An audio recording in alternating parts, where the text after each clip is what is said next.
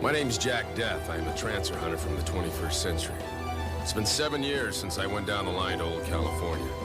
Life's been good. I thought I'd singe my last Trancer. God damn it, McNulty. The next time someone hands you an exploding ham, I'm gonna pass the mustard. Welcome to The Good, the Bad, and the Sequel. This is the movie podcast where we're talking sequels, and we do it in two parts. The first, an interview with an actor or someone involved that made the film worth watching. And the second, a discussion of the sequel, what they are right, what they got wrong, and how it could have been better.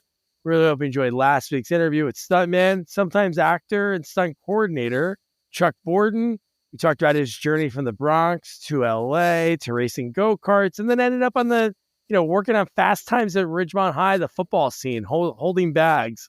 And then from then on, he said, man, this is something I want to do. Worked on Michael Jackson music videos.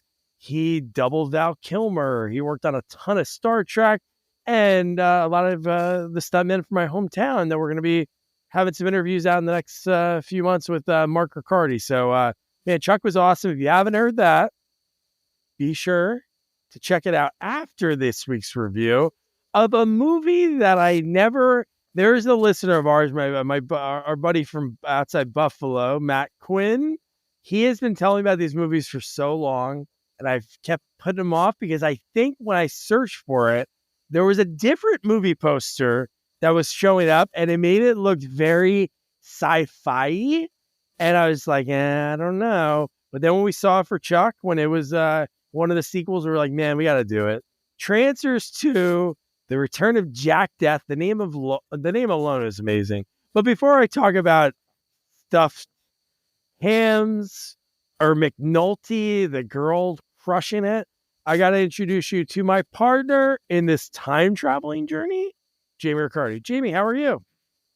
I'm okay, Doug. I felt like I was in a trance watching this movie. Oh no! And yes, I thought this was something else. And after when I started watching the movie, I'm thinking, you know what? I'm thinking the movie Scanners, not Trancers. So I don't think I've heard of this movie. Scanners I've heard of, and I think that's a bigger. Well, we did a Scanners. Yeah, we did Scanners 3. Right. And so like one of those, yeah. I would watch Scanners 8 over this movie if there was a Scanners 8. I thought this movie was a tough watch. It was so cheeseball. First of all, why is it rated R? I loved it. Why is it rated R? Oh, was it? Yes, it's rated R. I watched it on Tubi, and it kept telling me in the corner it's rated R. There's nothing. The only thing that's rated R that should have been rated R is the fact that this guy kisses. How often in this movie? It's so gross. He's got to be like 50 years old kissing 20-year-olds. Well, remember, this is the 80s, 90s. He's probably 40 or 35. Okay. Even if he is 40, she's definitely 20. He's definitely double her age. I mean, he looks like, first of all, everybody in this movie looks like they would be like a body, like a face double, like a double for another celebrity. Oh, like he looks like the guy from Quantum Leap. He looks like the guy from Quantum Leap a little bit. Scott Bakula. Yeah, I can see that. There's a guy in here that looks like, first of all, one of the main women, the bad guys, she looks like Tim Curry from Rocky Horror. She does. She does. And then you have another one. The orderly looks like Jack Nicholson when he's constantly smiling like him, and like it's like one of the girls, Smith or whatever her name is, looks like Phoebe Cates. Megan Ward. Is she? Yes. If you look at her IMDb, she's in a lot of stuff that we watched around that 90s time. I forgot one of them I looked up and I'm like, oh my God, I've seen that so many times. But yeah, she's adorable. But she kisses this guy multiple times. It's so gross. He looks so old next to her. This felt like it was a Saturday Night Live skit. Like this, the acting, the action. I don't know. I honestly, it took me a while to watch this movie. I had to break it up a few times. Wow. Okay. So I understand where you're coming from, but to me, this is one of the best movies because because it's a great movie that everyone is giving it their like 110% and everyone's overacting. But I agree that the SNL sketch, it is very hammy because there's every stuffed hammy, stuff in me. There is a lot of one-liners in this movie that I will think about for the rest of my life. And yes, they could be giving all they have. Okay, there's a scene where the one guy's acting drunk. It is the worst drunk acting. Like, he's so over the top walking around the baseball game. Wait, do you mean when he's wearing his full California Angels outfit with cleats on to the liquor store in a stolen car? And looking to play baseball with a bunch of homeless people under the bridge. Oh, dude. Like, I mean, that was amazing. But the way he's walking and talking, it's so bad. Like, it's like if you had like a middle school play and they had to play a drunk person in a scene, that's what it looked like. And, you know, like, obviously they're not going to play it well. It just, the acting, even if they gave it, they need to give more, or they need to go to acting school, because it really was not good. Even McNulty, I mean, it was so over the top. It was just, okay, we'll get there. That girl, you gotta say, we only see Art LaFleur, who's a legendary character actor, I think, who just passed away a year ago. Around this time, you got to think he works so much, but he plays Babe Ruth in The Sandlot the next year or 2 years after this. You know, heroes are remembered, legends never die. He's in the movie for a short period. That's what I mean. In the movie. But I'm saying, we see him for 5-10 minutes when he's talking to the aunt from Family Matters. Okay, there's a part in the beginning where he's talking to her and he adjusts his junk, like, openly. Did you like notice that? Yes. Like, and I didn't know if that was supposed to be part of the movie, but like, it wasn't like even mentioned or addressed. And I think he was literally just adjusting his junk, maybe like not realizing that they're using this scene to do it.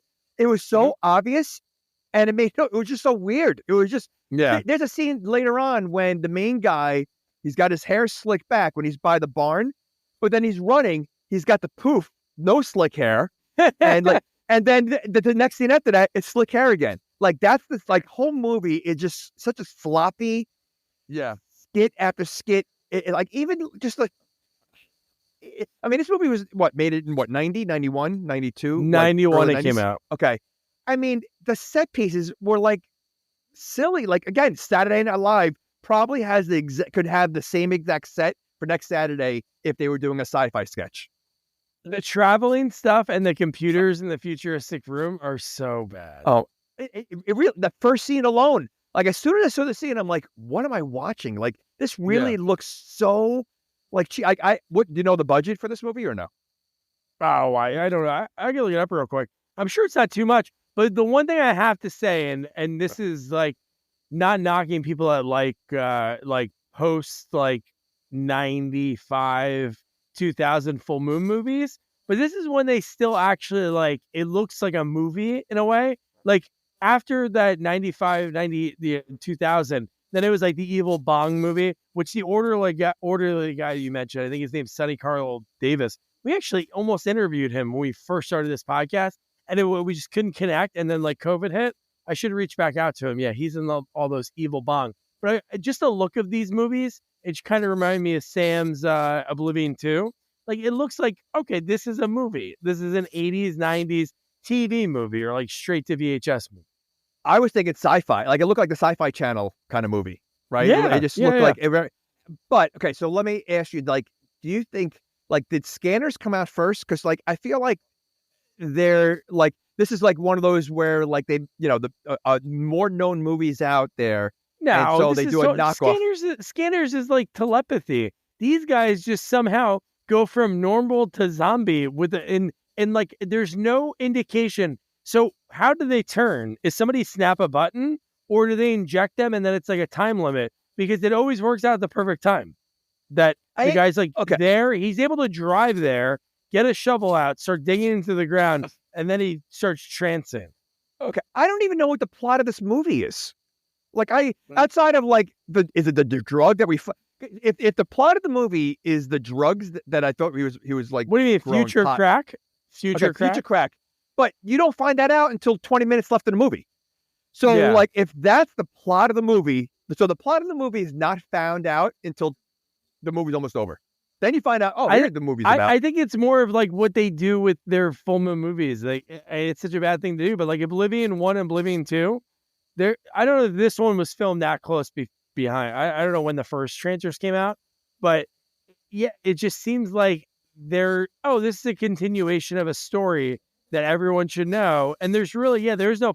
Every character, when they had like a conversation with someone, it was always the camera point of view of them talking directly to the camera as if they're talking to the person. So you see that point of view. It happened multiple times in the movie, which made it even cheesier. It was like, because I mean, because it looked like they might not have even been filming the same day. So they were talking to the camera in case that person wasn't there or whatever. Like it was a lot of that. So. Yeah, I agree. Super hammy, but I know love you that like that. in these movies. And when I was looking at the 84 cast, it's everyone. So all these people came back. Even the aunt from Family Matters, who plays like the commander, she was in the original in 84. So that's pretty cool. You had all these people come back. And the fact that it's no the one was same probably actress. hiring them after they worked on this job. So they're probably like waiting by the phone, hoping Trancers 2 would come out sooner than 10 years. That's what they were hoping for.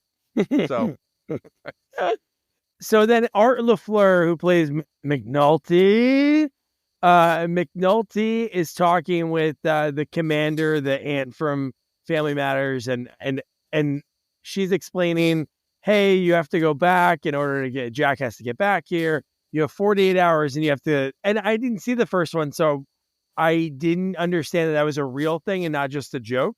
When he was like, no, I didn't want to be sent back again. Last time he sent me back, I was 9 years old. And they're like, I know, but now it's 6 years in the future. So I'll be 15. And he's like, what? So guys can chase me around and have sex? Wait. So McNulty's supposed to be 15 in this movie? No, when he goes back in time, like when you go back in time, for some reason, Jack Death can go to anyone. But for some reason, his rules are he has to go back into an ancestor. No, right. So if he went to her at 9, 6 years later, if this is taking place 6 years later, she's supposed to be 15. That's what it is. Yeah. So she's supposed to be 15. So she's definitely not 15, the actress. But yeah. No, she's not 15. She's like 25. I mean, it's like, why couldn't they say 10 years later to make it like 15? Oh my gosh. She's smoking a cigar in half the movie. She's the best. She really kills. Honestly, come on. You can say what you want about the movie, but to be an actress, I don't know what she was in other stuff. I looked at her IMDb just before we started, and she was in like a bunch of 90s shows. No, I looked her up.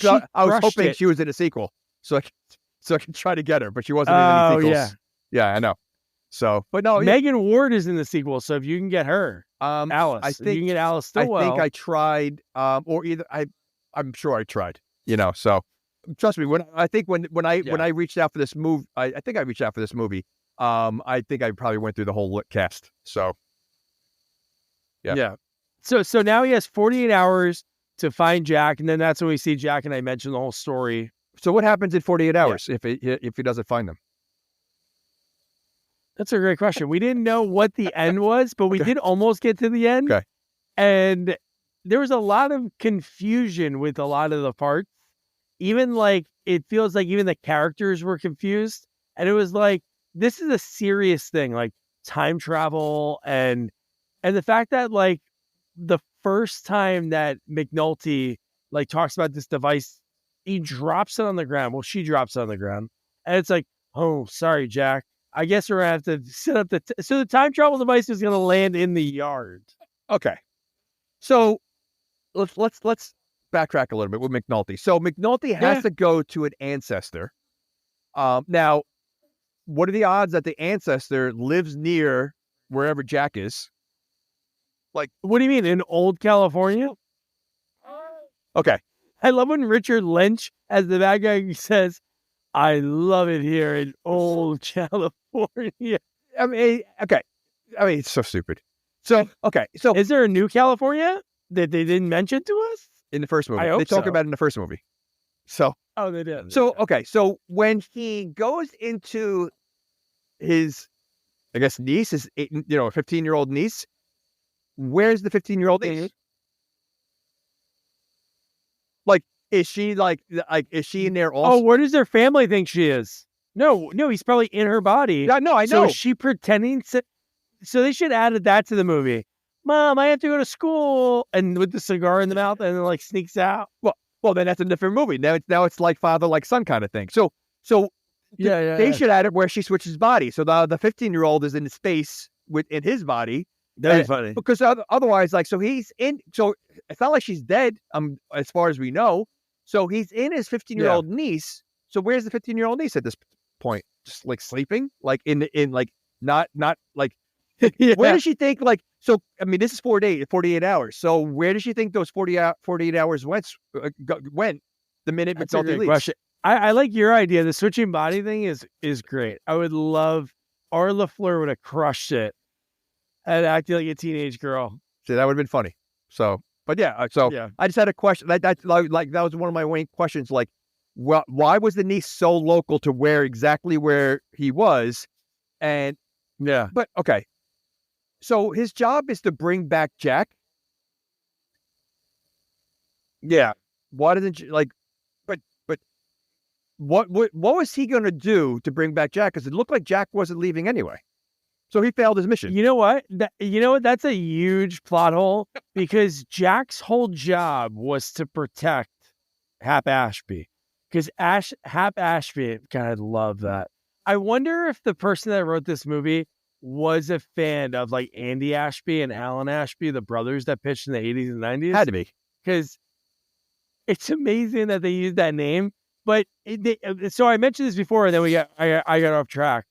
So this movie is kind of combined with Terminator 2 in the sense of Happ Ashby's ancestors are somebody that's like big in the future. So that's why they're trying to kill him. So that's the whole point of this movie. Like the green world, their goal is to kill Happ Ashby. So then the future ancestors don't start like the army like John Connor. Wait a second. You got all that from this movie? Yeah. When did they discuss that? I didn't get any. He says it in one line. It's bad exposition around this part. I think he's explaining it to Helen Hunt. And yeah, it's that quick. It's maybe like maybe I watched the wrong movie. Maybe I watched the wrong movie. I didn't get any of that. Maybe. But so remember when they're like hooking up him and Helen Hunt, which is like wow, multiple times. Probably, he looks like what's crazy is like in 84, she was probably really young. And it's crazy that 7 years later she wasn't big yet. So, but that's true. She wasn't okay. She didn't hit yet. So the other girl was 22. I looked her up. So the Jack was only 45. Okay. Oh, okay. She was 22. Helen Hunt was about 6 years older. So Helen Hunt was about 28 at this time. It still looked creepy. Like he still looks like her dad. Like, I mean, even when he's making out with Helen Hunt, like he literally, like some of the makeout scenes are like really not necessary. Gross. And he just goes right in. Like, it's like he has to do like play the hero part for the makeout session multiple times. Like they're really not necessary. Maybe one of them. Okay, everybody, action. Okay, Tim, this is a makeout scene, and I mean, he's making out. I mean, it's not like a peck on a cheek or a kissing. Like he's like sticking his tongue down their throat every single time. Like it's so gross. It's just so weird. Take 47. She had to be grossed out because she's and it was gross. The line, the dialogue, like when Jack, we're taking out Trancers like we used to. You know what I want to do right now?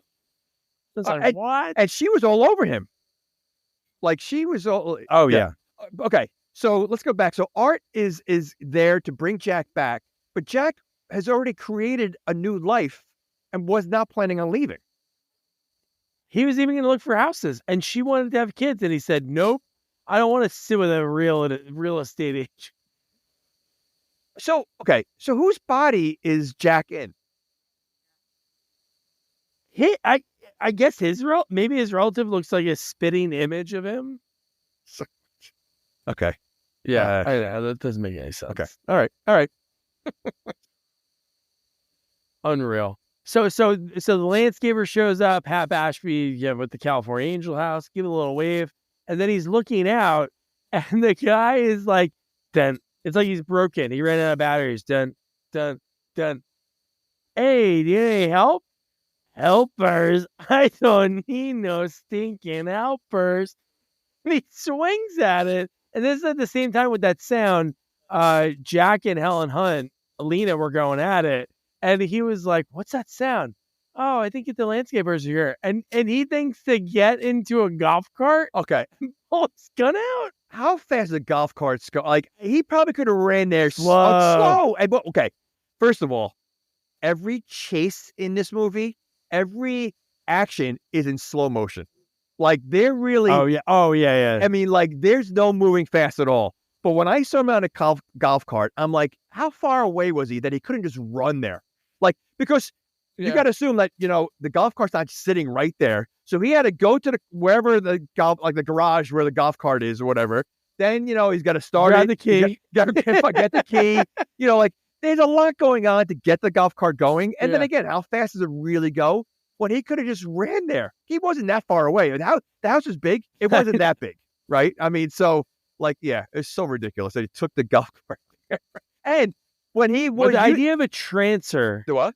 The zombie thing, just the one big question I have, and maybe it's explained the first one, like how they turn. Is it like they can make themselves turn? Is it a shot? Because later in the movie, when like Richard Lynch is saying, oh, we're going to give them an exam, it's really like a pill that they're giving these people over and over again to change. So it's like, do they know that this guy's going to turn while doing landscaping? Like, why couldn't it happen while he started driving? But then we do learn not too far after this, you can't operate heavy machinery as a Trancer, as we see. But what is a Trancer? Like, what is a Trancer? Like, what can they do? It's like a zombie. It's not a zombie, but it's almost like a zombie. It looks like a zombie-like creature. The veins are popping out. They're like turning green or purple. But what can they do? Like, what's the purpose of a Trancer? They get you guns. They get you guns. Not well. I mean, so like, well, nobody can shoot well. Megan Ward, when Alice is shooting a gun at the end. Okay. Might be the worst shooting in movie history. Awful. Eyes closed. The one time she was like this, but the way she's holding it, like, But so, like, I was thinking about this. What is a Trancer? What can they do? And why are they Trancers? Because, first of all, the one line he says was, after he kills them, don't worry, they're biodegradable. To the old women. That's right. And they disappear right away. So it's not even like they're biodegradable. They disappear. Are they humans that become Trancers? And if that's the case, why? Okay, so why do they disappear then when they're shot? This might be a weird, because the company's Green World. So are they making them turn into vegetable creatures? Is this like a troll too? Vegetables don't disappear. I mean, like, you know what? I'm sure Egan's gonna write in and tell us what's going on with Trancers. I don't know. Do you think Egan is a Trancer fan? He's seen this. He's got maybe Matt Quinn. Come on, @Eagles only on Twitter. Well, I'm ready to block Matt Quinn for requesting this movie. So it's no. But really, because like it didn't seem like Trancers have special powers at all. They didn't seem like they do anything special at all. So like I know what's the purpose of a Trancer. And that's like one of the questions I had the whole movie. Yeah, wouldn't Richard Lynch have a better shot? He had a good shot at the end of the movie. Why wouldn't he have just snuck into Happ Ashby's yard and shoot him in the head? Wait a second. They were surrounded by about 50 Trancers at the end of the movie. They easily could have and he was just Jack. No one tried to sneak around. They were all standing around there. And they were in front of him. Yeah. Jack could have just rode through the back, broke the back wall, and walked away. No, he decided to go through a tunnel. Well, we're not even there. But I mean, that whole scene was so we're not there yet. But we'll get to it. I hope we're there soon because it's the end of the movie. But so no. So how about the watch? So Art LaFleur, McNulty has a watch that you can press a button that freezes time for 10 seconds. And somebody uses it great, and somebody uses it, and I can't believe it made it in the movie when Alice gets to it. We'll get to that later when she uses her power. But But the problem is, it also freezes you. Because when Jack was moving in slow motion when it happened. Well, no, I think he was just moving in slow motion. Just like Alice, she was moving in slow motion. So Jack was moving in slow motion because everything else was? It was almost like he was tiptoeing not to wake them up because she did that same thing. She Yes. walked out of the barn. Yes. And why would you hit the button like when you're close to them? Freeze them, get the real 10-second head start. Yeah, but it's not. It wasn't officially free. It was slow motion, right? It wasn't. Were they frozen or they? No, they were frozen. So they were fully frozen. You can see the actors move a little so they bit, went from but- frozen to yeah. slow because even when they started moving, it was like slow motion moving. Yeah. So you're They saying were Jack groggy. moved slow on purpose when they were frozen. Yeah, I don't think he was because it wouldn't like the. I don't think there would be. It could tell like, all right, freeze everybody else and make me go a little slow. A little slow. He was when he was trying to get them to follow him. He literally was moving so slow. How about when he's broke the? Oh my god. He broke the pallet. Okay. So McNulty, we talked about that. Like, had to watch 10 seconds, dropped the transmitter in the middle of the yard. So then Happ Ashby's like, hey, how about a catering tent? So they set that up to wait for the TLS chamber, whatever it was. Then we got to the mental hospital. Okay. And we get what I thought at this point. I thought she was evil because we don't know the name, and I don't know if they even mention Alice at this point yet. Like who it is, but now like we saw the first one, so we wouldn't have known. I thought she was going to be bad because she was trying to sneak out. She didn't want to do the drugs, so I thought that was like at first a legit mental hospital. And I thought she was crazy. Wait, like all my notes It's say not a evil legit chick. mental hospital. It's Green World. No, it's not. Oh at my all. god. I think I watched the wrong movie. Want to shop Walmart Black Friday deals first? Walmart Plus members get early access to our hottest deals. Join now and get 50% off a 1-year annual membership. Shop Black Friday deals first with Walmart Plus. See terms at walmartplus.com. Did they explain why she was there? Because what's his name is taking like homeless people and No, people I know from that. mental So how did hospitals she end up there? to change them into Trancers. Oh, well, she was sent there by, remember the whole story? So she died, but then somebody got sent back 48 hours before that on their assignment, and somehow she survived. No, she didn't die. So that person altered time. I thought she didn't die. I thought they brought her back right before she was going to die. Right? Or No, she did. She did Okay. die. Okay. Like Jack thought she was dead, but then somebody on assignment went back like 48 hours before and then was able, by mistake, brought her back. So that's how she ended up in the timeline. Her goal, I think, it wasn't to help Happ Ashby. No. It was kind of, that It was a makes no separate sense. So assignment that went she back there, had, but but we never knew what her assignment was. To infiltrate maybe the mental hospital. they again, I mean, you definitely got way more detail in this movie than I did because I watched it twice. Okay, well, that might have helped. See, I would never be able to watch it twice. I barely were able to watch it once. So, but yeah, I mean, I didn't understand why she was there. I thought it was a real hospital because like the orderly, first of all, looked like he reminded me of almost like what's his name? Christopher Lloyd in The Dream Team, thinking he's a doctor. And like I thought he was a patient. Oh yeah. Thinking he was an orderly, but he was really a patient. Because I mean, like the creepy smile the whole time, and like he was literally like smiling and like a psychopath the whole time. Like, yeah, Do you remember his name? I don't. His name is Rabbit. Oh yes, And Rabbit. do you remember how he got the name? She did ask him, and but it didn't make sense, right? Like when he told the story. No, he just said because I used to jump in front of cars' headlights when I was Yeah. So when he said that, I'm like, what does that have to do with Rabbit? Is that something rabbits do? I don't know. It's not like rabbits are jumping across the road. No, where I we live, mean, but he maybe could have said like, somewhere I in ate a lot of carrots when I was younger. All right, fine, I believe that. But jumping in front of the cars, I don't think there's ever been a rabbit that's jumped in front of a car. I mean, if you said a deer, fine. I don't think I've ever seen a dead rabbit on the side of the road. Have you? From jumping in a car? No way. No, I don't know. I didn't ask the officer the cause of death. Even if it, Excuse me, are you the number one detective in the scene? What was the cause of death? Jump in front of the car? What was it? yes, if a rabbit jumped in front of your car, it would probably barely dent it. I don't think a rabbit's it would probably get stuck in the grate. Why did the one rabbit rob the other rabbit? Why? 24 carats. Did you just make that up? Is that a joke? Is it you? Wait, did you have a rabbit joke tucked away, or you just made it up? No, I just made it up. I was. Did you really? I taught I taught my daughter how to make jokes for animals, and you just got to think of one thing that they do that's unique, and then you add that to the punchline. Do you have a joke for a giraffe? A giraffe? What would be a giraffe joke? So they have a long neck. Okay. So what would be?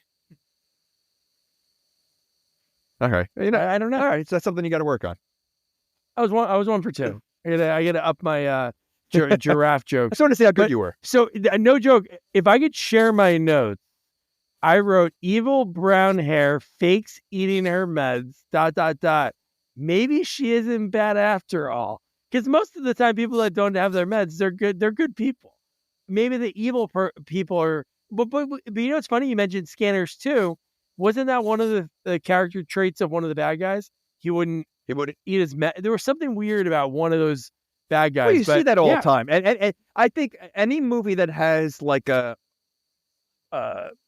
psychiatric center or whatever, you always see one patient who's outsmarting everybody else and tucking the pills into the mattress, or like hiding it under the pillow.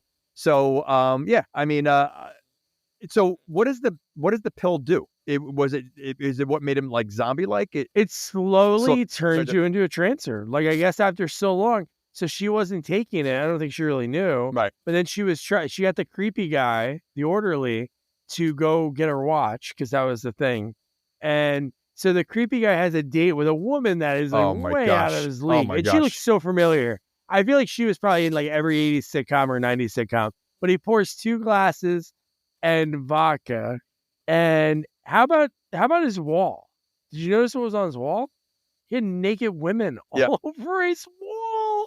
His office wall. So you're telling me like Jeffrey Combs, who's in this movie from Reanimator, Beyond Bride of Reanimator. Yep.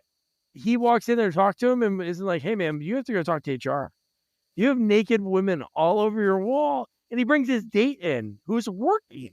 And they're drinking in their office. And she was like all over him. Like she would so like she loved him. Yeah. So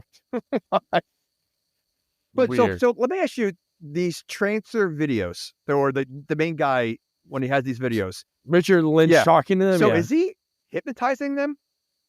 Like, I think a little bit, but I don't know if it's something that he has the power to really hypnotize. Maybe just subliminal messaging. Because they kept doing that throughout the movie. So when he's yeah. No, okay. And she even referred to him. You're the guy from the videos. Oh, she was. I hope I don't have to watch your videos anymore. That's what Alice says to her. But I love that she sneaks out very easily, right? Okay, what? No. And then she's able to sneak in and put the pills in the drink with no one seeing her. There's a lot because she's not a good sneaker, because later on, Jack asks her, you think you could sneak out? And she goes, yeah. And she's caught within 2 seconds. Oh, yeah. She's so, bad. yeah, but like, I mean, again, this is the orderly you're talking about. I mean, it wasn't the brightest bulb. Mm-hmm. So, I mean, it probably wasn't that difficult to sneak and put the pills there. Yeah. And then he gets caught because he's out too. And then that's when Jeffrey Combs shows up. And it was so weird seeing him in this movie, but it's full moon. So all of those people, you can get beautiful Barbara Crampton is in this movie as a TV host, which that was pretty cool to see her in this movie. It's such a small role, and you're like, wow. And she looks the same today. Oh. And this movie is what, 33 years ago?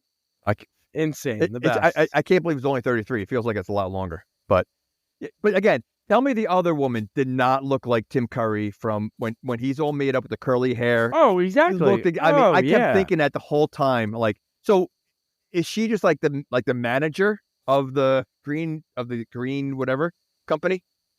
Yeah, so she's like, it seems like that's the order of operations, right? Richard Lynch is Wardo. His name's Wardo. He doesn't look first of all, he doesn't look like a Wardo. He does not look like a Wardo. Okay. But when we're done, and so there's some fun tidbits that I have from IMDb. One is his son. There's a lot of family members in this movie as like random roles. Wardo's son, Wardo's cameraman in this movie, Richard Lynch's son, plays the cameraman. Oh, really? So there's a few more when we get to them. They're really funny. Like the fact that they had their parents, friends, Well, because mothers the play budget these was roles. probably so low, they're 100%. That was the Full Moon thing, to make it like a family thing. So I think sometimes actors were like, maybe it was the favor to get Helen Hunt back in this movie. To the favor. She's in the third one too, by the way. I think. Really? I think so. Well, I guess Mad About You didn't come on until 93, 94. Wow. When she probably owed. So it's probably the beginning. Yeah. I mean, well, you know what? This is a That's franchise, pretty right? wild. So I mean, I don't know how this movie did. Did the movie do well? Yeah. Do you know, or I don't know. I mean, They well, keep enough to making do them, but 3 that was the movies. Full Moon thing. Well, no, the Full Moon was different. It was more like it probably rented well, so that's why. I don't think this wasn't in the movie. No, I'm sure. theaters. I'd be shocked if it was. Okay. Yeah. All right. So Jack shows up, and this is great. He shows up at Green World. I'm trying to think how he got tipped off. I think McNulty. Oh yeah, McNulty said there's somebody that was sent back. I don't know who it is because he doesn't say like, "Hey, it's your wife," until later. He says, "Oh, they're there investigating Green World." Wait, hold on a second. So that's so why he goes knows there. if he knows someone's sent back, how does he not know who it is? They're all working for the same company in the future. Well, how would they communicate with him? They don't send letters. No, but that is why they have to send back art. But if someone was sent back already, he should already know because he didn't go yet. So if he was there just now to get sent back just now, but the wife was sent back how long ago? Like, before? Oh yeah, I don't know. It's a small operation. I mean, maybe he didn't read his email. when you Maybe he didn't read his email. when you see their office in the future, it's not a big office, and there's really not a lot of Bing workers bong, there. Bing ding ding ding. Yeah, I know. So I mean, I would think that everybody would know everybody who's on the mission because it's a small group. Yeah. So okay. And McNulty wants him. McNulty's jealous because if he can come back, even though Jack also slept with the aunt from Family Matters, which that was one of the lines. He's like, "Oh, you want him back because I don't know how things ended with Jack you gets two." around. But he's gonna get like a forever role in the council, which is like a king of the galaxy. That I think that was one of his words that McNulty described it as. But yeah, so Jack shows up at Green World. You know what? Yeah. What just cracks me up is the fact that they're using the name McNulty. Like instead of using the last name, it's such a like an 80s cop movie, using the last name McNulty, and then you see this 20-year-old or whatever as McNulty. It's just so dumb, because it doesn't fit It's at hilarious. all. The name, it's just that's The cigar in the mouth, and the fact that he's yelling at this girl that is a 45-year-old man in the body, and just the way he's yelling, it's so. It great. took me into, I think, towards near the end of the movie to realize McNulty was the guy in the beginning of the movie. I didn't know. Oh my gosh! I was so lost in this movie. I'm telling you, this is one of the most confusing. Well, you have to watch it again after we're done. You no. can watch it again, and I'm telling. I mean, listen, we've covered a lot of movies. We've covered a lot of bad movies. I don't think I have been as confused as I was in this movie than any of the movies we've ever done. I mean, like I said, I honestly did not know that McNulty was the same guy in the beginning of the movie. So just to give you an idea, I didn't know the plot of this movie. I didn't know, why, what's happening. I just kept going to scene to scene. So, so when he shows up at Green World, he goes talk to the landscapers. The one guy is like an old school LA Raiders hat. It kind of looks like Undertaker when he was an actor in the 80s. And he's like, "Yeah, well, how your truck was there, try to kill, my friend. Oh, I don't know, somebody stole it."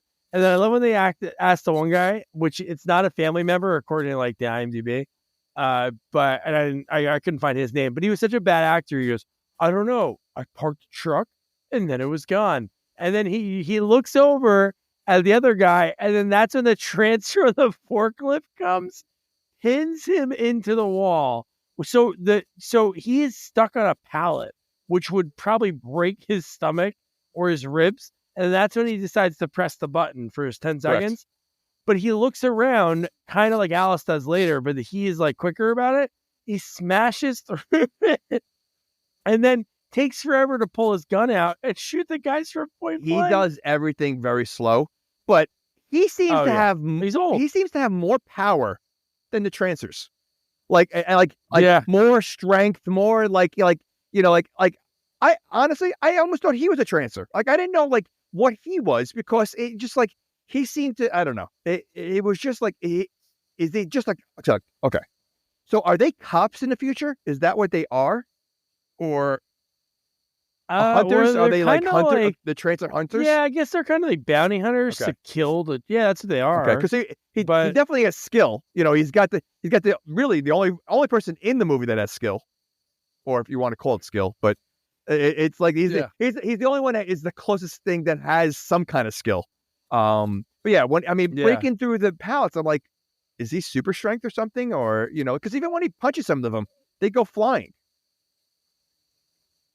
Yeah, it was like I wish they would have had like obviously we had the main guy, but they should have had a henchman that Jack could have like a one-on-one fight. Again, again his age, which is crazy that Thomerson's only 45 in this movie. Because I'm telling you, like Bronson at this point was 20, almost 30 years older. You know what? Like they look the same age. So you didn't even think, yeah, no, they look the same. Like you think Death Wish 3? Like that's what I was gonna say. Like Death Wish 3 Bronson in this type of movie, I know we would never have done it.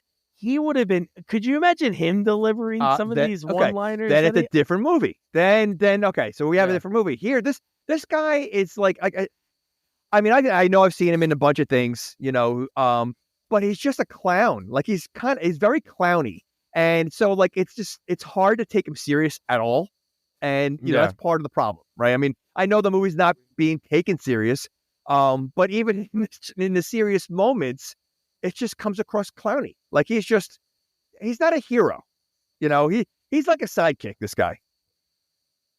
Yeah. No, I agree. I think he does. He is like he's trying to be like a Charles Bronson. He's trying to be that commando with the one-liners. So that's what they're going for. Yeah, but I think he thinks he's more studly than he is, and I think that's part of the problem. Yeah. Because he's not studly. He's not. So this is where we get to Alice. She's in the barn, and then this is when she stops time because she escaped. She stopped the time. They weren't even inside yet. Jeffrey Combs and Tim Curry from God, I can't believe you said that. That's hilarious. From Rocky Horror, like she runs past but so slow and then gets caught.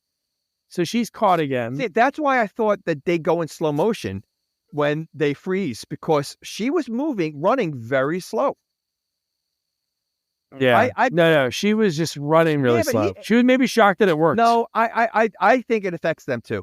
I think they slow down time, and so everything around them is slow, and they're affected. But they can move? Listen, like I said... Because they were frozen. The orderly was frozen. But it's also... It was also a very slow time. I mean, they were frozen for a little bit, but they were moving slow. Jack was moving slow when he does it. So I think I just think it affects them somehow. I don't think that... Because there's no way she'd be running that slow. Yeah. So the whole plot of the first movie, there was a whistleblower. So they said, "Oh, what's the name of the new person who's running the?" Is it Green Company also in the first one? I have no idea. Okay. But I love when he's like, "Oh, his name's Eduardo." You mean Eduardo, the whistleblower? And so he changed his name instead of making it something totally different, like Frank. He changed his name from Eduardo. Like, that is what he did in order. Oh, wait. No, that's actually Eduardo. What? So it's like the same guy, I guess, because he says, "Oh, you like my new body?" So that's what he says. Like, that's at the end of the movie when he has like that standoff with Jack. No, I know. But so like, is it like, so the bodies they take, are they alive people every time, or are they dead people? Yeah, that's a great question. Like, maybe these people about to die, that you take over full time. Maybe you could choose, like in that Chris Rock movie when he comes back and he becomes the old white guy. Or what was the movie we covered when the one came back as a playmate? the alien came back as a playmate. The other, we covered a movie. The girl was running around in a bikini the whole time, and then with her 2 other aliens. You don't remember? No, we covered a movie that there was 3 There aliens. were 3 aliens searching for something. One came back as a woman because he was reading a Playboy, and every time they looked at him, remember he would change his image to the person he was looking at. We thought they were going to turn into, I think, Jason at one point or something. Or yes, we covered a movie. No. Oh my gosh, I don't remember. Okay, It. I have to. I have to. Listeners, at sequels only. If you can remember the sequel, usually I'm pretty good about remember. I don't remember. Yes, he was reading like a Playboy magazine, so he turned into a Playboy sort of like model or girl, and so that was his like alien thing. I gotta go back and look and figure out what movie. Man, I don't know. Yeah, Yes. yeah. Okay, I'll do some research. Wow. All right, good. Go research on one that we did. But yeah, I want more answers on yeah. Trancers. I just don't understand. Not even Trancers. Just like Jack. Like, can they go into anybody? Is it randomized? So like, you might come back as a 15-year-old girl, and the next time you might come back as an 80-year-old woman. How does that work? Yeah. How does the coming back work? Like, yeah, Yeah, that's one thing that's maybe it's explained in the first one. I'm gonna guess probably not. It's probably just like this. Hey, we're gonna let you know. Even the fact that how does he get to the right place at the right time to save? how does everybody pulls up arrive at the same place? The cops are there, which I already wrote this down at this point, but it stays true for the whole movie. No extras. Every person that we see in this movie is there for an intense and a purpose, and usually has a line. Like those 2 cops that are hauling her out, and Jack pulls up at the right time. Hey, what are visiting hours? Oh, they're closed. You have to come back tomorrow. Oh, really? Ridiculous. Wait, you talking about when she's on the gurney? And he picks up the gurney and lays her into the car. Why didn't he unstrap her? Like, he literally, like the fact that he takes the whole gurney and sits her in the front seat with him, and then pulls over. And he waited until they pulled over. Yeah. Then they pulled over somewhere in old California. How heavy would that be to lift someone on a gurney like that and to throw them in the car? Like, ridiculous. Yeah. Like, yeah. Do you remember her first line to him? I do not. Jack, it is you, the only man I've ever had sex with. That's her first line. Some of the lines in this movie, again, the delivery is not good, but the written line, I can't believe they would that would make the end. That would make the movie. Like even the interaction with Helen Hunt and Alice, like so she's wearing like this hideous color, not a hideous color, but it's like burnt orange. That was like her hospital outfit. And then he goes, "Oh, do you want to change into my girlfriend's clothes?" And it's the same color. It's the same outfit essentially, just a shirt. How many times does he get caught kissing her? And Helen Hunt says, "All right, do not make out," and he does it again. Like he's constantly. He doesn't get it 5 minutes later. The fact that she was okay with it when remember his reaising? No, well, she wasn't okay with it, but she said like, "Don't No, she wasn't. But yeah, I know, but like he literally did it I 2 other times after that until. Because she's dying. Yeah. She's going to die in the future or something like that. Yeah, that was crazy. Hey, come on. She's going to die in 48 hours. Let me have my phone with her, right? Am I right? Like, that's what it sounds like. He's just like, come on, I'll pass. It's ridiculous. Because, okay, if that's the case, he kisses her again at the end, and she's not dying. So, yeah, that was weird. In front of Helen Hunt again. That was a full makeout. Full makeout. And now we find out how far they are. So they're from 100 years into the future. Like that is what that movie posits. So like when we see this movie, because I feel like it's set in 1991, like that's what we're watching, but where they're from is 100 years. So I know we might not be around until 2091, maybe somebody will listen to this in 2091. And I wonder if the future looks like that room. Oh my gosh. Well, and Trancers are so let me ask you this. So something else I'm very confused with. So the spaceship or the time machine that's in the barn. The one in the barn, and then there's the one in the catering tent. Okay, so whose time machine is in the barn? The same one. She has the same watch. No, but okay, so McNulty has his own time machine somewhere else? No, remember McNulty's never came to fruition. Only the door was there. Yeah, but then how did McNulty because go back? she opened it up at the same time. How does McNulty go back? Because it only fits one person in the time machine. Makes no sense. Okay, so when he just showed up, when they said it only fits one person, and then maybe once she went back, then his worked. That's the only thing I can think of.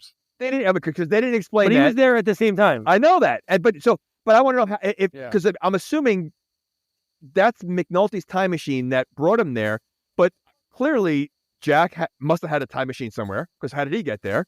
How did his wife get there? And why is there only one time? Well, machine? she lives there. She's normal. She's normal. Yeah, but how did California. she? No, she's from the future. Helen Hunt is from the future. That's not his wife. Boy, I'm talking. Oh, you mean Alice? Alice is from the future. Right. Yeah. So how did Alice get there? Where's her time machine? Where's Jack's time machine? And where's McNulty's time machine? And there's only one time machine. Well, Alice did have a time machine that she had to watch. Yeah, but I don't think but Jack she didn't have a had time one machine. yet. She just They had to didn't watch. have- Because there's No, only she had one. to watch, and then she dropped the thing. She dropped the thing in the barn. That's what made it that's the only appear. time machine that's in the movie, and she uses it by herself. Yeah. What I'm saying is, because he has his own, maybe there's some dumb thing. I know, it does make sense. Okay. Because he's back so quick. He's back before her Yeah. almost. Like it's almost like he's already Yeah. there when Okay, all right. So that's the one thing that I'm glad you're confused with too. Okay. Yeah, I was confused. But so when Jack's talking to Alice and he's trying to say, and about that, oh, and I got to tell you about her. And then, oh, let's make out. And then they start making out. And then I love when he's like, Lena, you got to hear me out on this. I want to say there's 6 makeout sessions, including Hunt and Alice, like between both of them. Yeah. So gross. Okay. No, there's definitely way too much. And then there's a line that I did research because I never heard of this phrase. I know you Mexican divorce. Yeah. I did the same thing. I never heard of it either, and I had to look it up as well. So you're telling me people like it? I hope to never get divorced, but people that get divorced, it takes that long that you'd be like, man, I gotta go to Mexico. And like, how official is it really if you're going to Mexico? Like, from some guy's garage, and he's gonna divorce you. Yeah, you like explain this whole thing. Oh yeah, she was with the pool boy, blah, blah, blah, blah, and then I was with her sister, blah blah blah, and then it's like, okay, and they sign something, and you give them $100, 100 pesos, and you're good. How would that be any way to do a divorce? I'm gonna find that hard to believe. That it's a real thing. Yeah. I did the same thing. I looked it up as well. I'm like, and there's definitely a definition. I just want to know who used it. Like, I can't imagine people really using that. I think it's probably something that was thrown around because it just sounds so ridiculous. And I can't believe we've never seen that in a movie. That's an 80s movie plot. Oh my God, we accidentally get married. We have to go to Mexico, like some road trip movie. Yeah. Never. Yeah. No. Never heard Never of that. heard of it either. Yeah, I agree. I had to do that. I agree. Okay. God. And then so when he explains to Lena she's going to be gone in 48 hours, blah blah blah. Her last line was, "Okay, but don't let me catch you making out with that teenager again." And it was so creepy when she said it. And she says, "If I catch you kissing that teenager, I'll kick your ass." When she said that, I wasn't thinking she was a teenager, right? Because they really I wasn't either. They really don't mention that. So back to what we're saying, she definitely was 15. Supposed to be 15. So how creepy was that? Because he literally kisses her, that teenager, 2 other times then. Yeah. That. Oh my God. Yeah, that was a creepy line. Yeah. That was very weird. So then you have like the deli delivery service that comes to Happ Ashby's house. He's sneaking in booze. And then, God damn it, Ashby. Because he keeps calling him captain. So I guess he was the captain of the California Angels. And all the signs, all the posters, he had the pennants behind him and like a Cy Young trophy and like all these like, but I love that it had like the 1976, 1977 Yankees World Series against the Dodgers. Like the pennant just from that game. Like maybe he was pitching that game. But the guy he sneaks in the booze and then he turns into a trancer. Yeah. I mean, so how would he know? Like, how would they know that he's delivering alcohol there? because they know he's a booze hound. So maybe like when he put it down, he heard something. I guess. I don't know. Okay. Take the money. It's in my back pocket. Yeah. This is my deli guy, man. My deli guy. All right. My deli guy. So we're not gonna. I'm gonna skip know ahead who's going out of for their way some to of this keep you part alive, so because you we can get like the procreate. greatest scene ever. We'll take care of the Trancers, Happ. Stop worrying. You know, what's the use of me drying out, you guys? They're going to get me any day now. Hold yourself together, Ashby. 45. This is He wants it. to die. This is it. Boot Hill, man. Smoke City. The final shower. I can see it coming. Boy, but I'll tell you something. I'd love to play one more game of baseball before this thing is over. You know Oh that? my God! It's one more I game really that we would. Wouldn't have get to we be an get to Angel later. Yeah, Stadium skip or ahead a anything little like bit. that, but Yeah, I'd come sure on. like to play 9 more innings before those pukes He's an turn me awful into actor. a I'm puddle. sorry. No offense to that guy. Yeah, but- he was pretty bad. He's- Oh, here it is. The greatest line in Hey, Jack, sequel What's watching with this history of ham? ours. It's stuffed like a turkey.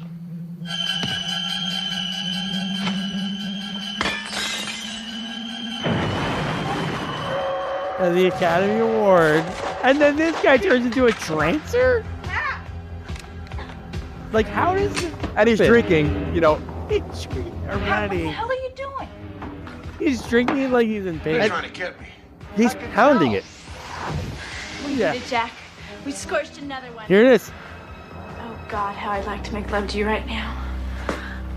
Oh, she is like, horny But look for at him. this, He- for Trancer death. And he has the gun Jack. pointing in her back. Jack. Oh, dude. Jack, you son of a bitch! Lena, don't jump to conclusions. I can't believe he's 45. Doing all the jumping, Jack. That's amazing. Why does she keep butting in on us? Because This I is like a happen to comedy be sketch. His wife. So And am it's I. great. So Ladies, am I. please. You know what you better do, Jack? Bad. You better decide which one of us you want to be your wife, because I'm not the sharing type. Yeah, But neither the am greatest line in sequel history right Good here, work, dude. Jack. Now you got them both mad at you. God damn it, McNulty. The next time someone hands you an exploding ham, I'm gonna pass the mustard.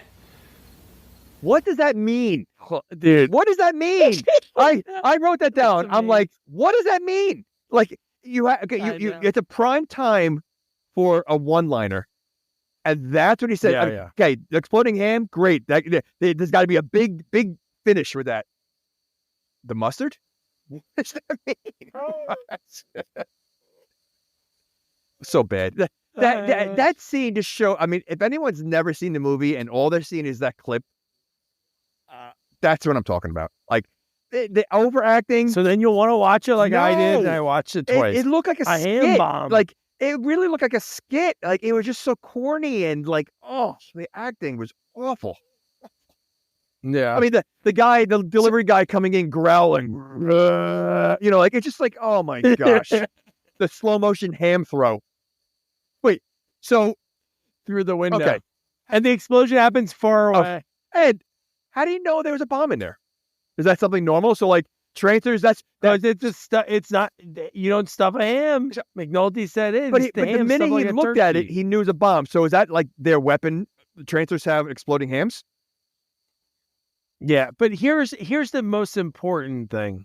So if they're able to sneak a ham in there, why don't they just like have multiple people run up on the house, throw bombs at it? So and multiple then hams. They have the future.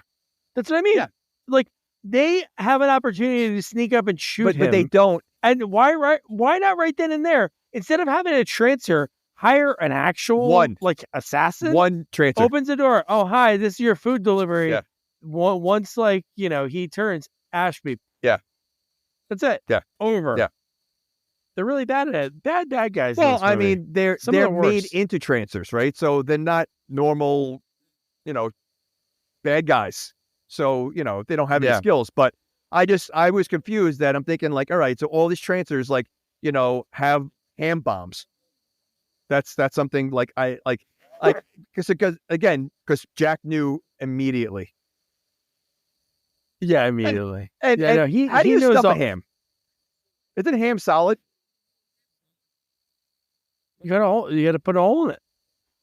Can't stuff a ham. That's ridiculous. Of all, like what? That's why McNulty was onto it.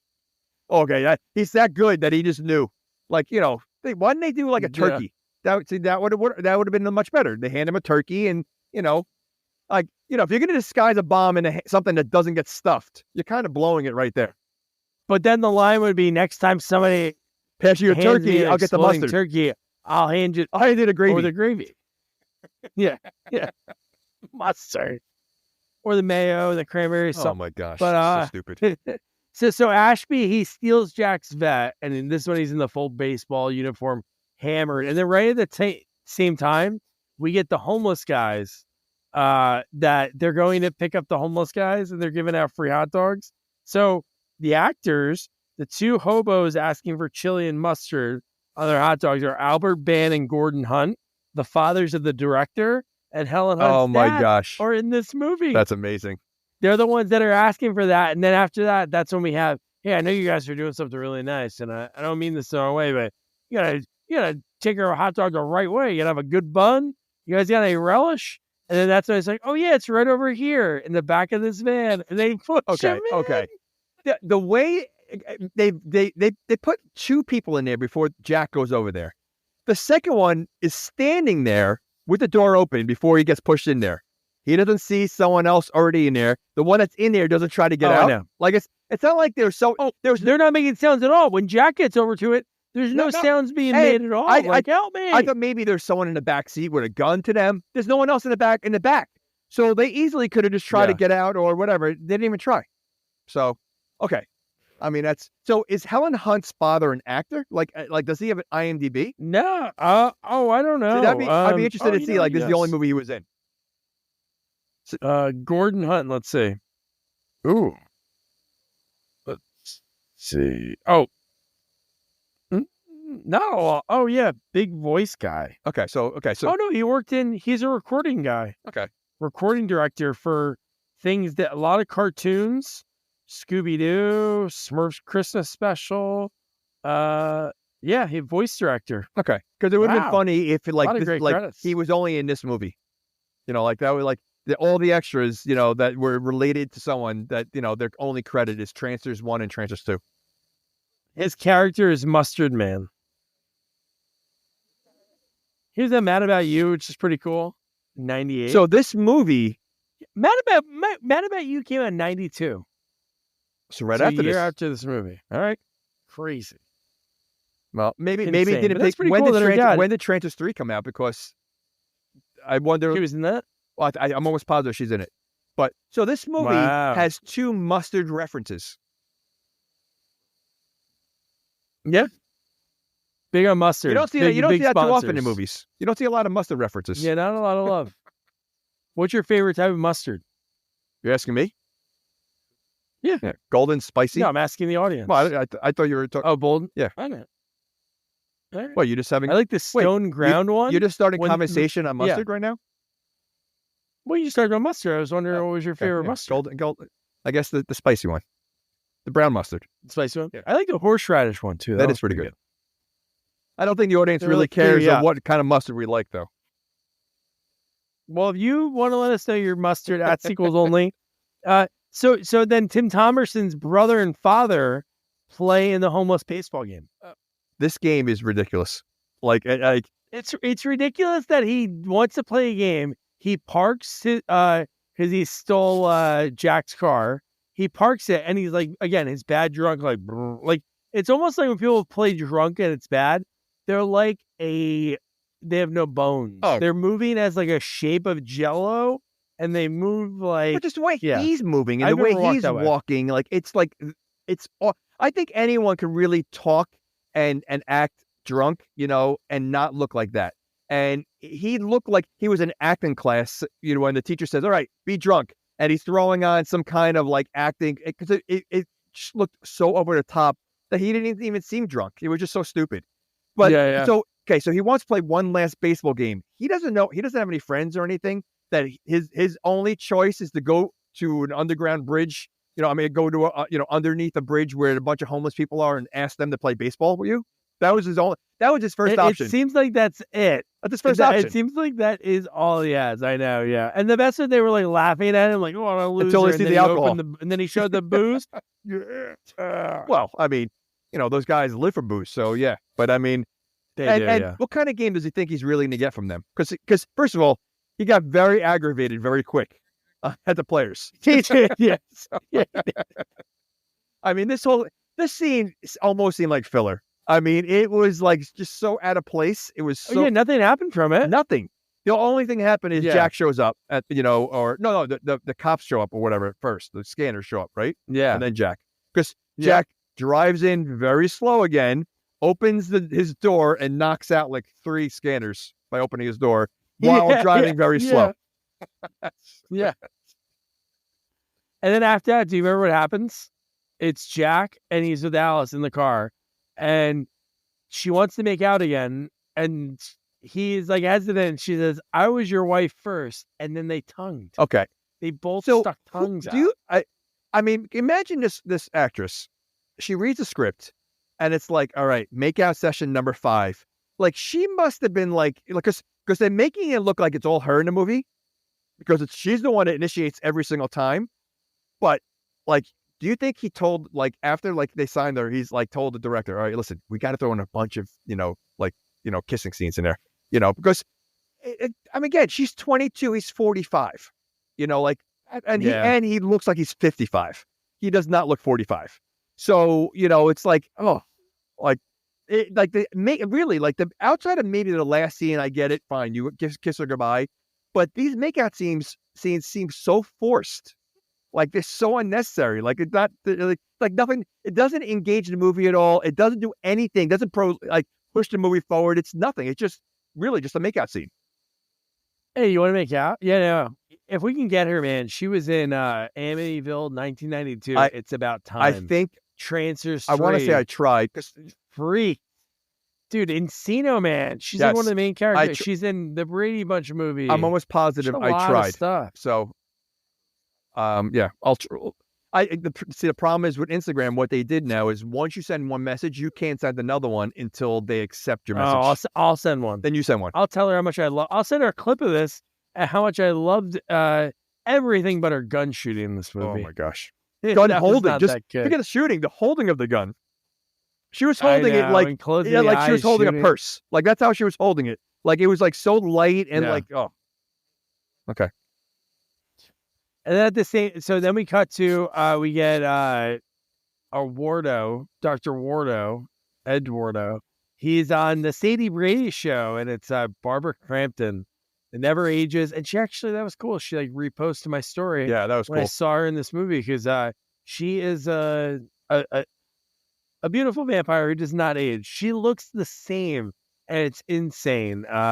So yeah, she's the best. So then she's interviewing him. He talks about like the drug that's like we find out the main drug right after the scene is like Skirt 71, which is like crack from the future. That's what Jack tells us. Their conversation was really not that much. They talked about the environment. It was like again filler and nothing to really move the story along too much. It's not like he revealed anything, but it really was just a time that, okay, this is what is really happening. And there's only like now at this point is only like 20 minutes left. Like up until this point, again, there's no plot. There's literally like nothing. They're not explaining anything. I mean, the fact that they're having a baseball game in the middle of whatever's going on, and now as we're getting closer to the end of the movie, we're getting some kind of plot, which is still an awful plot. Yeah.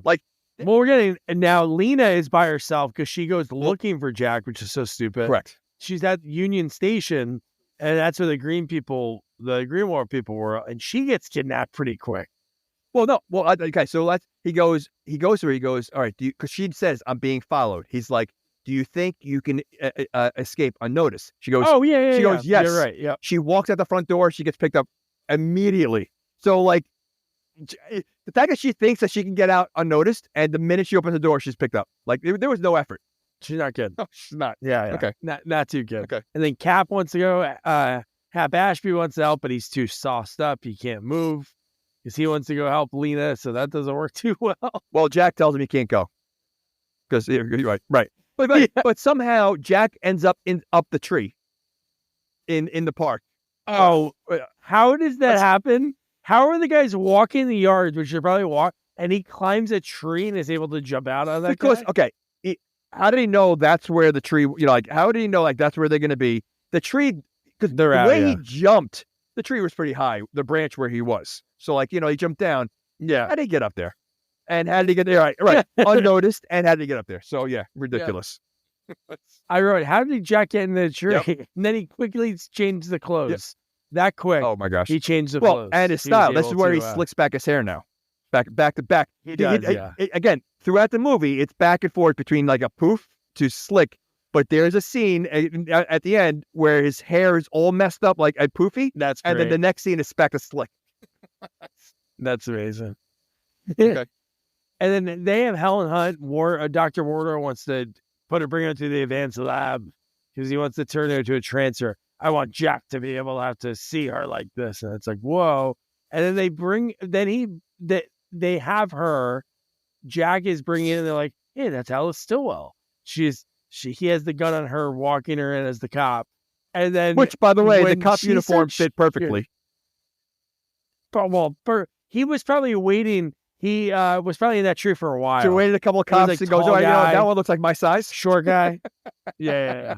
I gotta wait for my size, and then I can complete this jump. Okay. But the shooting, dude, Alice's my shooting, gosh. which if you guys haven't seen it, oh my gosh. I would definitely recommend watching this movie. But on YouTube, you can watch clips. But her shooting this scene, she's shooting. It's probably shooting blanks or something was happening with the gun that it scared her. But she was closing her eyes and turning her head, which was amazing. It looked like, again, like if you gave someone like a weapon from the future and you didn't know how to use it, and you're holding it, like that's how she was holding this gun. Like she's never seen a gun before, or she's seen it on TV. Like literally, like her hands are loose, like she's holding it like out in front of her. Like it was the worst fake shooting I've ever seen, ever. It was horrible. Yeah, no, it's definitely the worst.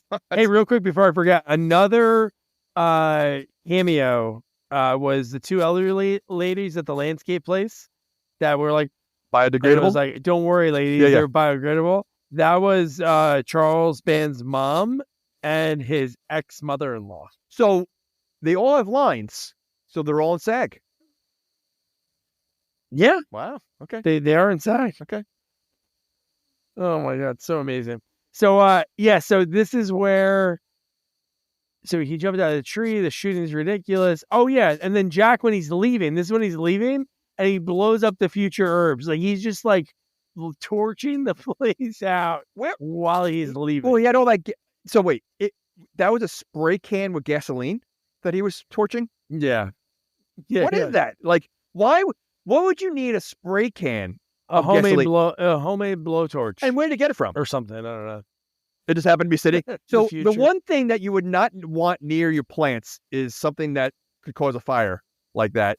And if either he didn't bring that himself because I didn't see him carry it, but if he did, that's ridiculous. But two, why would that greenhouse have why would we say? Yeah, why would spraying Dr. Wardo have that? Do you remember earlier when Dr. Wardo was talking about his herbs, and then we find out a little bit afterwards, what they do, but it's the Tim Curry lookalike and Jeffrey Combs, and he is explaining like what happened to my plants over there. It was an orderly. He turned off the water, and it's like, have you taken care of him? And it's like, wow, that guy's the worst employee. He's an orderly that was actually a former mental patient. They gave him a job there. He fucked up like 3 times in this movie, hooking up with a girl.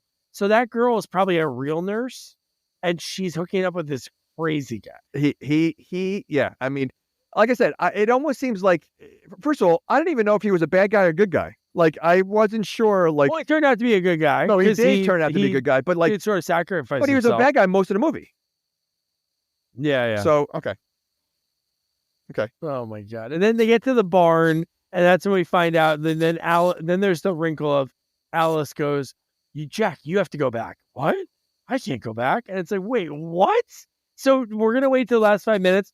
It took a while for, Alice to be found out that this is the husband. This is her husband, and now we find out 5 minutes ago. Oh yeah, actually, Jack has to go back. And McNulty's mission, which basically put her life on the line the entire movie, is a complete failure because Jack doesn't go back. That is true. Okay. It is, yeah. Okay. Why is Jack so important? It's pretty bad. Is he like the main hunter?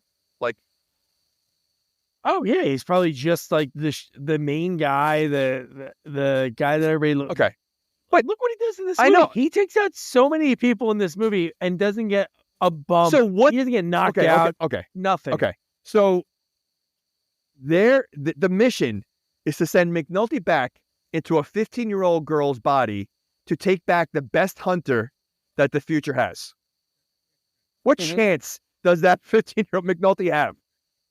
I mean, Yeah, I'm going to say that's 0 to none. I mean, so like that plan. And he hates him. What was there nobody at the office that Jack liked? It was the one person that he hated. Because he, McNulty. well, because he probably tries to hook up with everybody. That is true.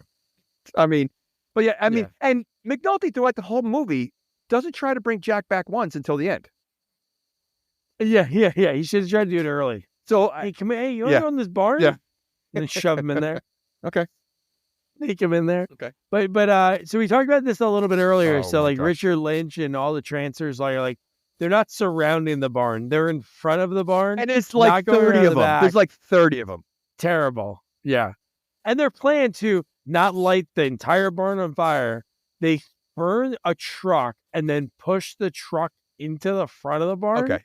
And not through it, just barely. And the through truck front. wasn't on. Like, why didn't they start the truck, put it in reverse? Wouldn't that made like more? Yeah. Okay. Put the brick down. Okay. Yeah. And so Jack has a great plan. For one, how does the plow drive by itself?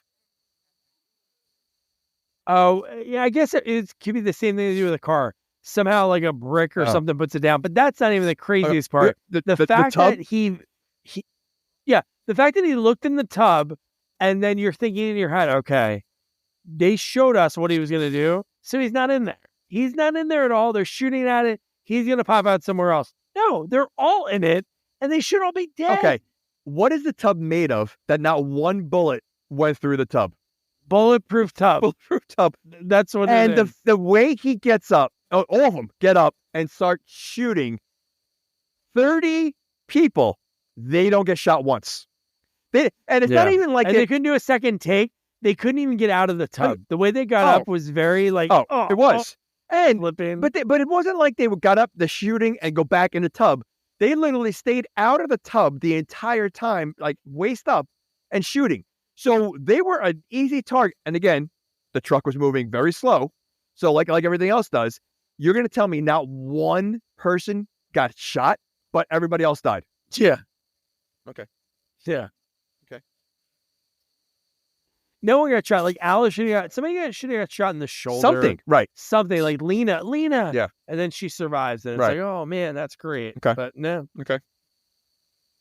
Okay. Yeah. But what happens now? Everything's on fire. You get Happ Ashby and McNulty show up in an old fire truck, and they're there to just put out the fire. Like I thought they were going to shoot the hose at Wardo. No, just to put out a fire. But they're putting out the fire that Jack started to begin with.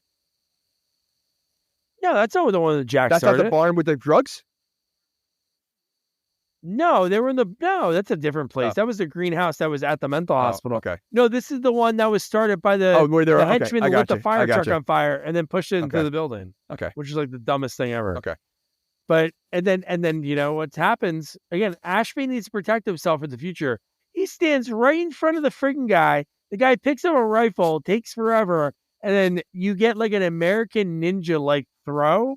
It reminded me of the beginning of the movie when he's throwing the screwdrivers in guys' necks. He throws that freaking rake through Pitchfork. the guy's chest. It was pitchfork. Pitchfork, yes. So okay, let me ask you this. McNulty's a hunter from the future, supposed to bring Jack back.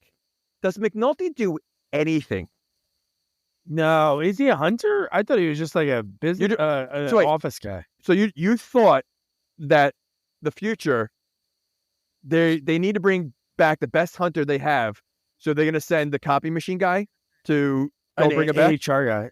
Making copies. I'm assuming he's a hunter too. Why else wouldn't you send a hunter to bring back a hunter? McNulty doesn't shoot one That's freaking what I'm gun or saying. have a gun. So the then whole why send him? movie. Why send McNulty? He does nothing the entire movie. In fact, he hangs out with the baseball guy the whole movie.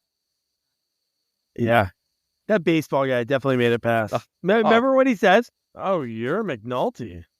because he was probably like describing how McNulty is this real grouchy asshole, smokes a mustache big top. Yeah, cigar. of course. Yeah. But again, let's not forget that McNulty's 15 years old in this movie. So, Yeah, I know. Yeah. Okay. But the actress is 22. Yeah. Okay. Yeah, so Jack throws the pitchfork right through the gut. And then this is when Jack, you got to go back. I'm not going back. Because Lena's like, no, Jack, no. And then Jack says this whole thing. Alice, you're going to die. So you have to go to the future to not die. And I'm like, what? Earlier in the movie, he said that she was going to go back and she's dead. So it made no sense. So he made a perfect lie to convince Lena, hey, it's okay if I make out with this girl. But doesn't she die in Jack's arms? Right? Because I think he says that. I thought he said that. Oh, yeah. So by her not dying changes the entire future. And Jack's not there. It does. So, yeah. So basically. So where's Jack on that night now? Yeah. I mean, so what happens? And if Jack, again, I mean, we see this all the time in time travel, but like if Jack is staying back and she doesn't die in the future where she's normally with Jack, is there a Jack in the future? Yeah. Okay. Great question. Right. So anyway, he does one last makeout session with her before she leaves. Oh my God. Can you believe that? One more? But he does another one with Helen Hunt right after. I know. I mean, tonsil hockey, man. Honestly, I don't think I've seen a movie with so many makeout sessions. I mean, usually there's one scene of, a sex scene or whatever, and that's it, right? This movie has about 6 makeout sessions. Awful. And the time travel machine looks so bad. Oh my gosh. So when her, do you remember her line to him? Well, I have memories of us. Like, what is so special about Jack Death that, oh my God, she's like, oh, I got to make sure. And then she's in the chamber. You see through the glass and they're touching hands through the glass. Yep. The seal around it is terrible looking. The whole spaceship. It's a Saturday. It's literally a time machine from Saturday Night Live. If they did a skit like this, that you would see that. That's awful. Yeah. Okay. So Art's back. Alice goes back in. The Ann from Family Matters is there, takes her out. Art's there. He's back to normal. And then we cut back to Jack. So Jack and Lena are closed down the house. So I was thinking, like, where do they get money? Well, the baseball who pays the money. The baseball guy from the future. Loaded. Oh no, I know he is. So he's giving the money because remember when she wants to look for houses earlier in the movie, she says, "Jack, we've saved up enough." From what? Is he working a 9 to 5? Neither one is working. Missed it. Yeah, I know. Neither. I know, but did we miss that? Did they not show that to us? Were they on vacation? Because then they were able to buy a house with no jobs. Yeah. Because the guy asked Happ, "Oh, what do they do for a living?" What do you say? Hypnotist? Fortune teller. Yeah. What? Yeah, I know. It's so dumb. What a weird thing. Oh no, he owns a business. This is where Why do you have to say a weird thing to the guy? Fortune teller? Like that they make a lot of money? Yeah. So I always say it's $25 psychic readings. Yeah. I never see a car in the parking lot. And even if right near my house. And if you go in there, $25, what are you gonna buy a house with that? How many fortunes you gotta, do before you how many fortunes you gotta tell? So this is where honey, I'm home. Oh, hey, Frank, how many fortunes did you tell today? Well, I could tell you 7. We have enough to order out this week. So yeah. So here's where they could have done something that kind of could have helped the movie a little bit is, because they were, holding hands or kissing, I think, again, at the end of the movie. If you saw like a vein popping out of Helen Hunt, right? Like, because she was given the pills, right? Or something, something like when she was they were trying to, yeah. So like, it should have ended like that. Like she has some kind of, like, vein and showed that, she's got a little scanner in her. So anyway. That'd be good. Yeah. Or Happ Ashby. I wonder if Happ's in the next one. I feel like I have to watch. Oh, do me a favor. You can do the watching. You know what? Do me a favor. He only did up into 5, and then they recast. I think they recasted him or did a new story for 6. There's 6 of them. Oh my gosh!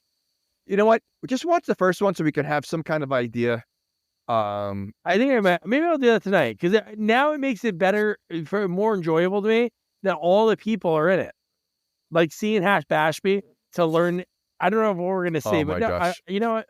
Please, because then you can give us some answers. Because I have a lot of questions. Yeah. Okay. But yeah, so that was Trancers 2. Jamie, I know how you feel about the movie, so I'm gonna ask you another question. There's no way this is on your top 4. It can't be. Worst? You know what? I was thinking about it. I have to go back and really look because I mean we definitely did some duds. And a lot of times I base it on how long it takes me to watch the movie. This one took me a while, right? So I don't know. I mean, I got to reevaluate, but it's definitely in the top 10. I mean, definitely in the top 10 worst movies. Okay. It could be a top 5. I have to really go back and check. It was bad. To me, it just even the action, like if they could have done like even Charles Bronson, some of his action could be silly, but like it's still good.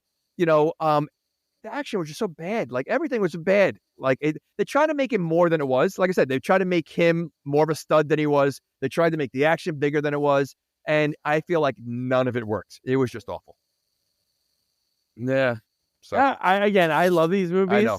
I love when people, it's like the Samurai Cops, American Ninja. Okay. I know American Ninja you Samurai like. Cop blows us away. Wow. Blows it away. Okay. Okay. American Ninja 2 by far blows it away. I mean, that's like the best. Oh, no, totally. Okay. But I'm saying I love those type of, I don't want to insult American Ninja, but the movies that you have people just like give it their all, it's like so hammy. Put some mustard on it. But see, it's just, I love these type of Troll movies. 2. We talked about this, obviously, and I know, like, I feel like all the actors gave it their all as well. I mean, the kid, the grandpa, but just because you're giving it all doesn't mean it's good acting, right? Like, no, I don't think it's good. It's to me, it's like, it has that, it's very formulaic. Like whoever wrote this movie obviously stole from different ideas like Terminator and a bunch of different films. But even the one-liners, like, hey, he's about to kill somebody. What's he going to say? Oh, they're biodegradable, or I'll put mustard on it. It's always like that's the thing. Lines. The lines are terrible. So even if you're giving it all, I think that's what I enjoy. It's bad. Like if I have to try to think what the one-liner means, that's not good. Because again, I still don't understand the mustard thing. Mexico divorce, I don't think anyone knows what that is unless you look it up. Like the fact that you have to look up one-liners, that's a problem. So it's a problem. Okay. Well, next up is Trancers. No, it's not another Trancers. Next up, we're gonna do our first Hallmark sequel. It should be fun. It's Christmas at Graceland, Home for the Holidays. And you know who's in this movie? Adrian Grenier from obviously people know him from Entourage. Great show. First 4 seasons. And then after that, I stopped watching. But another a sequel legend is in this movie. David Keith, who plays the shimmying Major League 2. What was his name? I should know that.